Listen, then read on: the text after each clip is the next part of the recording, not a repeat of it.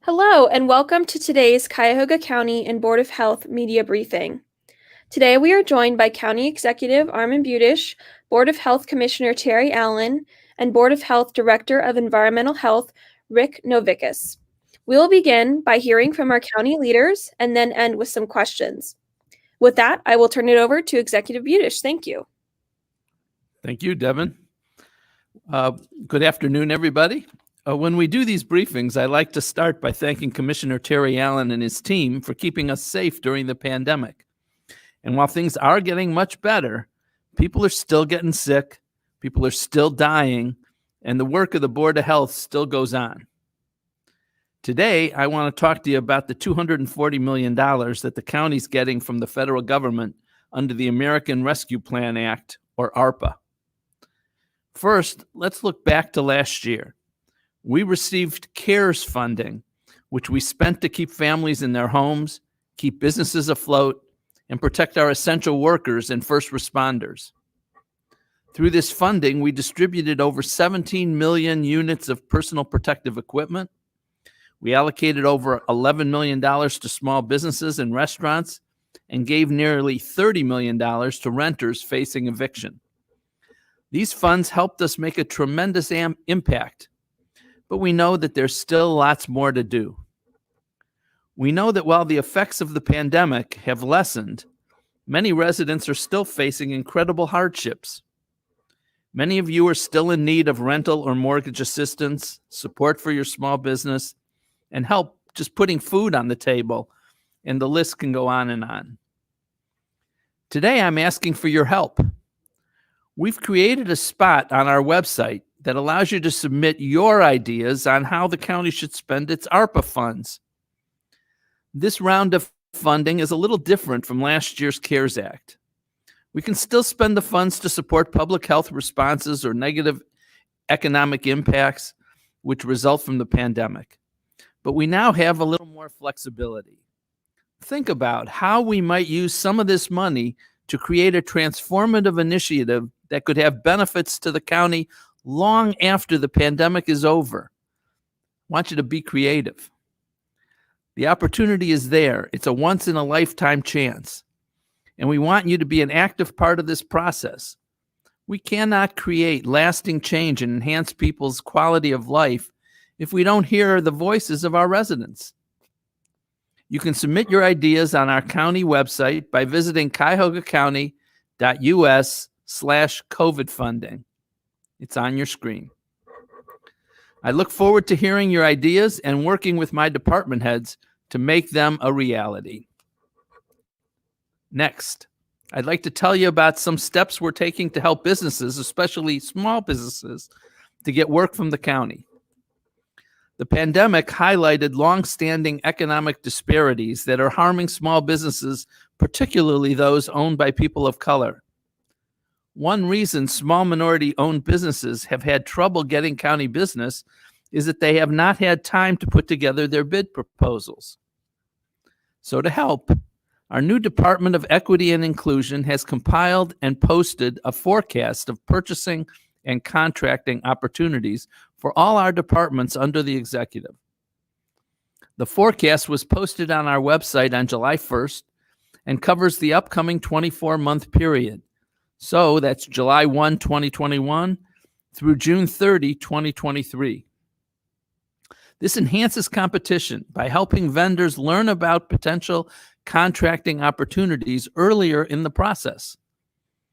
It also provides advance notice to enhance participation from small, minority, and/or women business enterprises. In the forecast, you can find a brief description of the goods or services being procured, the anticipated solicitation period, procurement methods, and how long these goods or services are needed. You can find the 24-month forecast by visiting cuyahogacounty.us/forecast. Again, on your screen. Part of the barrier to entry is the understanding of our process and what our needs are. This advance notice will promote increased opportunity and access for a more diverse range of contractors and vendors. And finally, I'd like to address one more initiative which clearly became needed during the pandemic, and that's internet access. The county's digital divide is one of the worst of the entire country. 19% of households in the county have no internet access. This is not something that we can tolerate. We know this is a problem, and we've been working to chip away at this issue since 2019. In September of that year, we partnered with nonprofit Digital C to provide low-cost internet service to residents in the Fairfax neighborhood. Over 800 residents use this service. Then the pandemic hit. The virus quickly brought to light clear disparities in access to the computers and internet needed for remote learning. Kids needed laptops and the internet just to do their homework.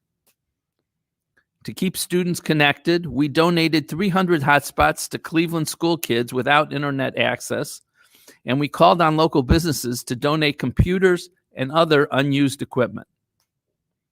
And it's not just kids who need internet access. COVID put many people out of work. Thousands of people lost their jobs, and with many offices closed, residents were forced to apply for jobs solely online. So in partnership with Ohio Means Jobs, the county hosted a series of virtual job fairs to connect job seekers with local employers. Over 4,500 people participated in these job fairs, and on top of that, we provided 3 months of internet access for free for up to 1,000 eligible job seekers. This made it easy for job seekers to hop on the computer and speak with recruiters to help them get employment. Through last summer and into this year, we continued getting residents connected. Along with the Cleveland Foundation and T-Mobile, we created the Greater Cleveland Digital Equity Fund, which helped us provide 5,000 internet hotspots, 2 years' worth of unlimited data, and up to 10,000 laptops to families with a K-12 student in the home. As you can see, we've been working hard to get people connected through all sorts of strategies and partnerships. These have been effective in increasing the number of residents with internet access, but there's much more that needs to be done. We need something long-term, something that's sustainable. I'm excited to announce that today we've released an RFP asking businesses to find solutions and partnerships to expand affordable, high-speed broadband services to those lacking internet service. These solutions and partnerships will come with a targeted approach. Projects will be launched based on 3 separate tiers coordinating with census tracts. As you can see from the map on your screen, there are some areas of the county that contain fewer residents with internet access than others. Through this tiered approach, projects can be prioritized to more efficiently provide high numbers of residents with internet access. Projects could include new products and pricing, or new service options with discounted rates. It could also be investments into infrastructure that allow for lower pricing. We know the ideas are out there, and we want them here in Cuyahoga County. We've seen this targeted approach work in East Cleveland. In April, we contributed $150,000 to provide high-speed, low-cost internet access for 1,000 East Cleveland residents. It took just a few months for this to turn from just an idea into reality. What's great is that through partnerships with groups like PCs for People, Microsoft, and GE Lighting, this was able to come together very quickly. We learned that this can be easily expanded and replicated. The digital inclusion RFP will be open until September 6th of this year and can be found on the county website. Providing equal and affordable access to broadband is essential to promoting equal opportunity in business, education, employment, healthcare, and all other aspects of day-to-day life. I look forward to the submissions. We can receive them both locally and nationally. so that we can get more residents connected. That's the goal. Thank you. And now I'll turn it over to Terry. Thank you, as always, Executive Budish, for your support throughout the pandemic. We're certainly very happy that case numbers are low. It's certainly better than it was certainly in our worst days in last spring and into the winter, and even some parts of the early spring here. So things are better. We are seeing less than 1% positivity among all those that are being tested in the community. And that's certainly a very, very positive note at this time. Case numbers continue to be low. So we're enjoying this reprieve here this summer and hope that we're through the worst of it. Certainly the fall may bring additional cases, and we'll be working and reporting going forward based on new data that emerges. We thought today would be a great opportunity to talk with you on a range of environmental public health issues that relate to COVID and other seasonal issues, certainly from summertime and recreation activities. So I'm happy today to introduce our Director of Environmental Public Health, Rick Novickis. Rick is a longtime veteran here at the Health Department. He's been integral in the leadership of our response to the COVID pandemic. Rick led all the guidance, digestion, and all the orders and information interpretation that came from the state. He has wonderful long-term relationships with all of our communities, and also was a point person in convening the school districts throughout the pandemic. Every week when we talk with the districts on the range of challenges that they were facing to help them address COVID within their school systems, among their staff and their students. And so Rick is going to begin today to talk with us a bit about summer camps and COVID. And he would then transition in a bit to Tom Fink, a supervisor in environmental health, who Rick will get into and describe. But Tom also was very integral in the COVID response, working within our points of dispensing in a real operations and logistics role to assure that things ran smoothly as we all took on additional loads and additional jobs in the response. So with that, I'll be transitioning now to our Director of Environmental Public Health, Rick Novickis.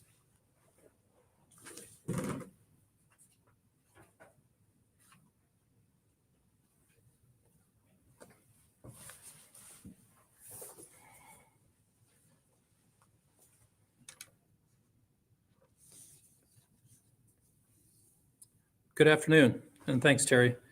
The staff in the Environmental Public Health Service area has conducted a wide variety of activities throughout our COVID-19 response. A lot of challenges, a lot of things to overcome, a lot of learning on a daily basis, that's for sure, and they did an incredible job. Some of the activities really involved working very closely with our community leaders, school superintendents, business owners, and event coordinators. They responded to hundreds and hundreds of complaints and spent a great deal of time working with individual owners and employees and businesses, retail stores, restaurants, to provide guidance on how these facilities could stay open and viable while still remaining in compliance with all the state orders and the safety protocols, which was always frequently a challenge, but they did an incredible job.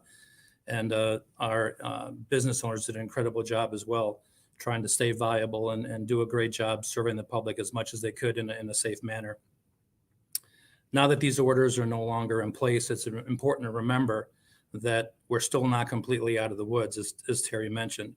We continue to receive notification of COVID cases on a daily basis and work closely with facilities that may be experiencing small clusters of more than one case. COVID-19 hasn't disappeared from our county, our state, or any of the nations around the globe, where we see high elevated numbers of cases still going on today. The best way to make sure that we keep heading in the right direction is to get everyone vaccinated. This is the perfect time to get younger individuals that are 12 years old or older vaccinated so that we can safely return everyone back to school this fall, keep our students safe, our hardworking teachers and administrators safe, and get them back in a way that minimizes the potential for COVID transmission during schools, sports, and other extracurricular activities.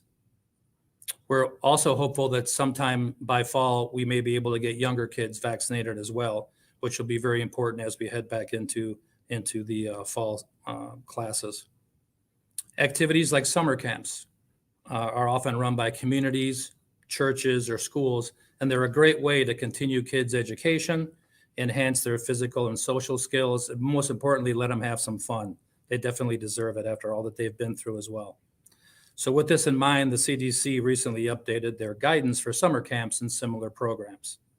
The guidance provides strategies that programs can use to plan and operate their camps while still maintaining a healthy environment and keeping the risk of COVID transmission as low as possible. Those who are fully vaccinated don't need to wear masks, especially when they're in an outdoor setting. However, masks still are very, very important and will help protect the unvaccinated and are strongly encouraged for folks doing activities, especially in an indoor setting. It's important to remember, though, that we all need to be respectful and supportive to those who choose to continue to wear a mask. We have some folks who are still going to be more comfortable, even after being fully vaccinated, wearing a mask, and that's absolutely okay. We also have a lot of folks who may not be able to receive the vaccine because of pre-existing medical conditions. So we have to be very sympathetic to these folks and make sure that we don't try to isolate them or act differently around them at all. It's very important that we continue that type of good humanitarian behavior and everyone get along moving into the fall. The CDC summer camp guidance will provide some physical distancing, like we talked about in schools, and like schools in the K through 12 setting did an incredible job throughout the year, trying to get kids educated as safely as possible while still trying to keep them as distanced as much as they can and keep everybody protected. Campers can be assigned into smaller groups or cohorts that will remain together throughout the entire camp session. So basically, that would help minimize the number of those potentially exposed if somebody turned up COVID positive, especially if they weren't exhibiting any symptoms and didn't even know that they were COVID positive, which is very likely in children since kids are more likely to be asymptomatic and can spread the virus unknowingly to others. Summer camp organizers should continue to encourage those 12 years of age and older to get vaccinated and remind parents and guardians that's really, really important to make sure that if we have any kids that are exhibiting symptoms, that they stay home from camp. I know it's real easy to send them off to camp and off to work you go, but the reality is you may be doing quite a bit of harm unknowingly by having someone who has some symptoms go to potentially infect others and people who work diligently to keep everyone safe in summer camp. So it's important that parents are still monitoring their kids for symptoms as well and talking about the importance of that with their children. High-touch surfaces and shared objects should be routinely cleaned as always, and frequent hand washing and proper cough and sneeze etiquette should be promoted and reinforced at summer camps. In case an outbreak occurs, which may happen, camp administrators need to isolate those with symptoms, assist with contact tracing, recommend the proper people get tested as soon as possible, and quarantine anyone who may be unvaccinated that could have been a close contact. That's the first line of defense, is to have folks that are knowledgeable on how to respond accordingly in a timely fashion to help minimize the transmission of COVID. Ultimately, layering many of these prevention strategies helps reduce the spread of COVID and will definitely help protect those that are unvaccinated, because in many cases they're too young to be vaccinated, along with their families. All the details associated with summer camps and other type of recreation programs and prevention techniques are available on the CDC's website. So this time of year, the environmental folks typically provide guidance on things like picnic food safety, how to protect yourselves from getting bitten by mosquitoes, and how to safely swim and enjoy our local pools and beaches. Unfortunately, we've all heard recently a number of very unfortunate and very disappointing situations where we've had some folks accidentally drown here in our local bodies of waters, lakes, rivers, and smaller ponds. And it's a very unfortunate, and we work really diligently to try to get information out to folks to help prevent things like that from happening. So today we're going to have one of our supervisors, Tom Fink, who spent many years working in environmental public health, and he will provide some more guidance related to recreation and pool and beach safety.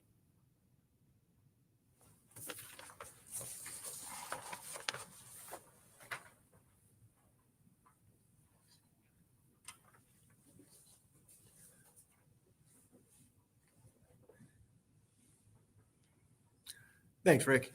Like Rick said, I'm going to talk a little bit today about our recreation programs, specifically our beaches and our pools programs. As we all know, we all like to get outside, especially with the past year and a half that we've had. We really want to get out and start enjoying the weather, start getting with other people, getting together in groups. And our pools and beaches are great places to do this, especially with the shorter summers that we have. They can be a great place for us to go out, congregate, and enjoy some of the nice weather that we do have outside.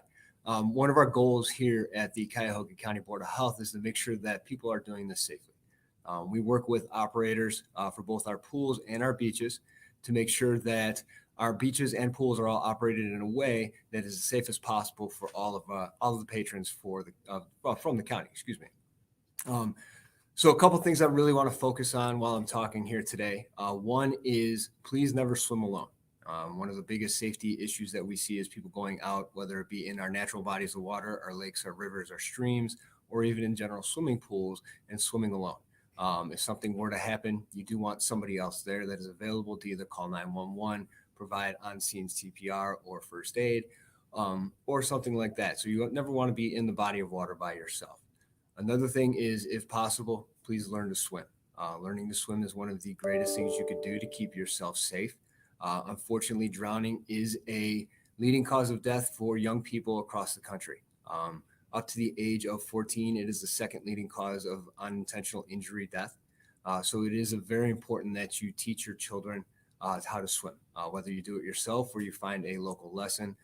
Any way you're able to get out there and get that taken care of is a life-saving ability for any child or any person, whether you're young or old. So a little bit about the programs that we do run here at the Cuyahoga County Board of Health. First is our swimming pools program. We license over 600 swimming pools here across the county. So we are out twice a year inspecting these pools, looking at everything from water quality to safety issues. A couple of things that you can look for yourself as the general public when you're out swimming. The one thing you could definitely look for is taking a look at the water quality itself. You might not be able to have it. You might not have a test kit handy where you can go out and test the actual chlorine or the other water or the other chemicals that are in the water to help keep you safe. But one thing you can do is observe how clear the water is. If the water is cloudy in any way, or if you can't see the bottom, it's a great idea not to get in the water. That's a good indication that there are some issues. One might be that there's low chlorine, so it's not actually treating the water correctly. But two, it might also be that there's some other underlying factor with the pool that's not allowing it to work correctly. With cloudy water, the other major issue is you can't see the bottom of the pool. You can't see somebody down in the bottom. If there is an incident where someone, whether they can't swim or they have a medical emergency and happen to sink to the bottom of the pool, it is possible that that person could end up at the bottom of the pool for a significant amount of time before they are noticed if you can't see the bottom if it's too cloudy.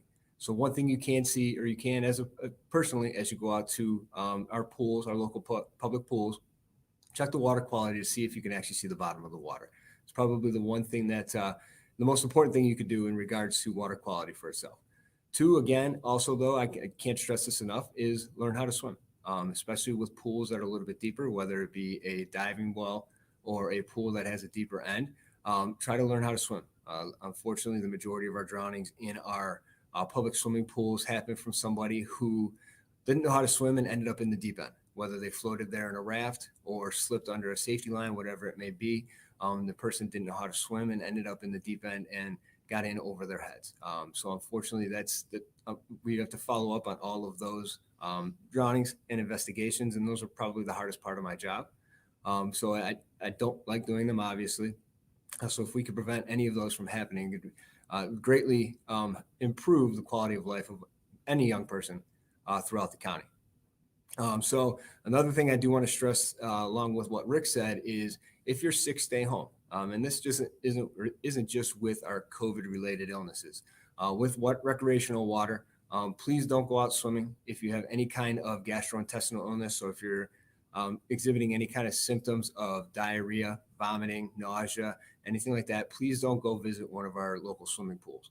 While our recreation water quality standards do a good job of maintaining water quality, we don't want to take the chance of you spreading that illness over to somebody else that might not have the protection that you have. So if you are sick, please stay home. And like I said, not just with those COVID-related symptoms, but any kind of symptom that might be associated with gastrointestinal illness as well. All of our inspection reports that we do write up can be found on our website at ccbh.net. If you search through the A to Z index, you'll see the links for the swimming pools program. All of the inspection reports can be found there. The other recreational water program that we house here in Environmental Public Health of the Cuyahoga County Board of Health is our beaches program. We permit and inspect and sample at numerous beaches throughout Cuyahoga County. These beaches include both Lake Erie beaches and our inland lakes. With these, we're out inspecting twice a year, but we're sampling more often than that. So our major public beaches, so here in Cuyahoga County, they're all run by the Cleveland Metro Parks. The ones that we are responsible here for in the Cuyahoga County Board of Health include Huntington Beach out in Bay Village and Wallace Lake in Berea. The other two major public beaches that we have on Lake Erie, Edgewater Beach and Villa Angela, are both in the city of Cleveland. Like I said, those are both managed by the Metro Parks, but are sampled and inspected by the Northeast Ohio Regional Sewer District. So when we go out to do our samples, we're taking a look at the water quality to see if it is safe for you to swim. By that, I mean if there's a good possibility when water quality advisories are posted that someone may get sick if they ingest the water. So what we do is we sample at our public beaches, so our major public beaches, the Huntington and Wallace, on a regular basis, multiple times a week. With Huntington, we're there 7 days a week. And our other local beaches, so our neighborhood beaches, community center beaches, that kind of stuff, we're sampling once or twice, a week or a couple times a month, depending on the usage of the beach. All of our results are posted on our website, again, ccbh.net. Another thing I need to stress with our beaches, especially with the recent news stories that we've had of the drownings, is please make sure you're swimming in designated swimming areas only. There's a reason that these swimming areas are put in place and that they are where they are. The contours of lakes, especially Lake Erie, change on a regular basis with the wave action that we see. So we don't know what's underneath the water at any given time. There could be a shelf that might fall off steeply very quickly. It could be other underwater hazards, whether it be old building materials with rebar sticking out, whatever it might be. So please stay out of any non-swimming areas. Swim only where their swimming area is marked. And if the beach is guarded, please only swim while the guards are present and actively watching the water. Can't stress that enough, that it's very, very important to make sure you're staying inside those swimming areas. Also, please be aware of current weather conditions. With our sampling that we do on a regular basis, the majority of our water quality advisories pop up after 24 to 48 hours after a major rainfall.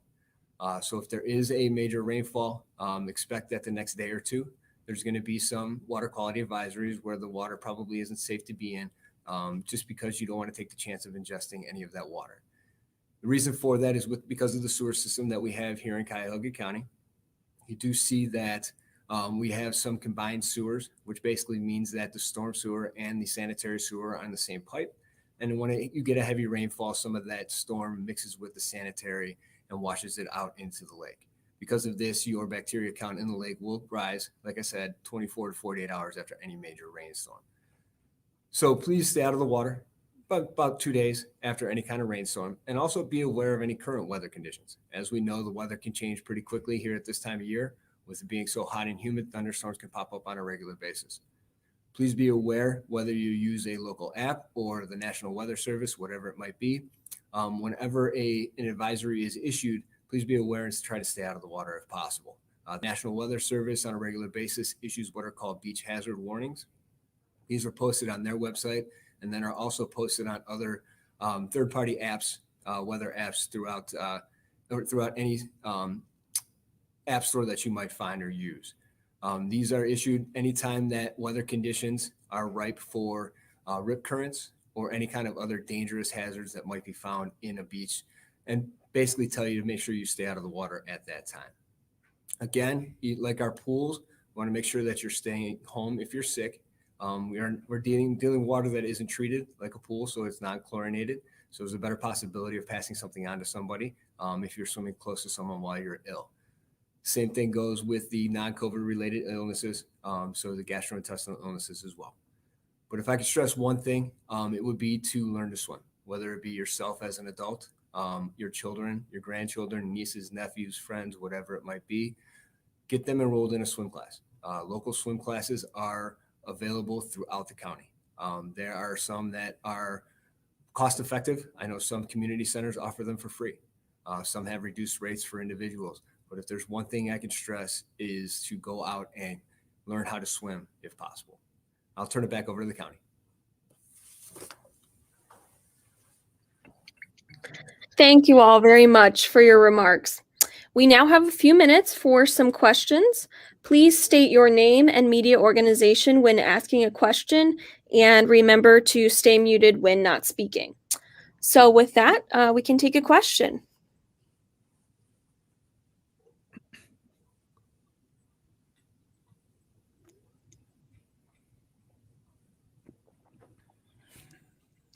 All right, going once, going twice. Okay, well, thank you all very much. That concludes this week's briefing. Thank you very much for joining us, and we will see you in a few weeks. Hi, Oh, this is Lisa Ryan. yes, Can you hear me? yes. Sorry, I was having trouble. I'm sorry, Ryan from the meeting. And my question is, when is I'm going to keep from is all of it going to go toward resident hospitals, or do you have any plans on any of it? Lisa, I'm really sorry, you were breaking up pretty bad there, but I think you were talking about federal funding, and I didn't quite catch all of that. Do you mind trying to repeat your question? Yeah, I'm so sorry about that. Are you able to hear me now? A little bit better. Yeah, sorry. I'm wondering how much money the county is going to receive from ARPA. Okay, great. Yeah, we could hear that. So I guess that's to me, Terry. The county is receiving something around $239 million from the ARPA funds. And I'd also mention that there are other buckets of funds that are periodically becoming available under other parts of the legislation that was passed. For example, we've gotten some additional funds for rental assistance in addition to the 239. I should also mention that cities under ARPA, unlike the CARES Act, cities have gotten significant funding as well. So I believe the city of Cleveland got something in excess of $500 million, and most of the other cities have also received some significant funding. So there is a lot of federal money floating around out there right now. And so how much of that will you use toward residents' proposals? That depends on what the residents' proposals are. We are very generally looking at using some of the funds for budget losses, revenue losses that we've incurred, which is part of what the purpose of ARPA is. Part of it is to mitigate the continuing COVID crisis. So additional PPE, for example, additional adaptation to county buildings that the public comes into, those sorts of things. Some of the money will go for those. And then we hope to have funds to support, well, we will have funds to support things like additional small business supports, food supports, other things that we've done under CARES and that are still required. And then finally, we're looking at one or two, potentially more, but major long-term transformative initiatives that can last long beyond the one-time money that we receive, that can help improve the county and improve the lives of our residents longer than just today. Thanks so much, Executive. Thank you. Any other questions from the media? All right. Well, thank you all very much. We'll see you in a few weeks, and have a great day. Thank you. Thank you.